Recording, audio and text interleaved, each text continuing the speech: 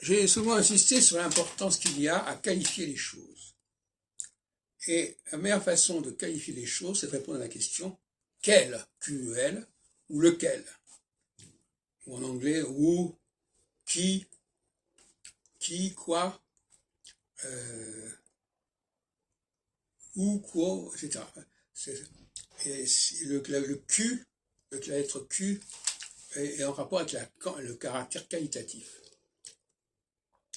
Donc, dire lequel, ça veut dire qu'il y a déjà une option, ça veut dire qu'il y a une alternative. Si je ne pose pas la question quelle, c'est-à-dire que je crois qu'il y a une seule solution. Si je dis quelle, ça veut dire qu'il y a au moins deux solutions, et savoir à quel moment telle solution l'importe sur telle autre solution. Le mot qualitatif lui-même comporte cette formule du quel. Et donc, chaque fois que l'on emploie un mot sans adjectif, il y a un problème épistémologique. Je peux pas dire, il y a quelqu'un qui apporte de l'importance aux différences. Le mot différence est un mot, mais quelle différence? Quel type de différence? Si je me contente du mot différent, ça ne va pas. Si je me contente du mot syncrétisme, ça ne va pas. Parce qu'il peut y avoir un syncrétisme au niveau des pays.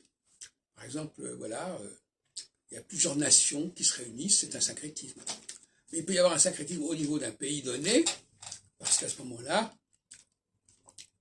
tous les gens qui font partie de ce pays ne sont pas de même nature, n'ont pas le même profil. Donc en ne précisant pas, le syncrétisme, c'est le refus de la précision. Le syncrétisme, c'est le refus de la qualification. Et l'équinoxialité vise à déconstruire le syncrétisme. Et c'est pour ça qu'en séminaire équinoxial, je propose une série d'ouvrages sur le syncrétisme.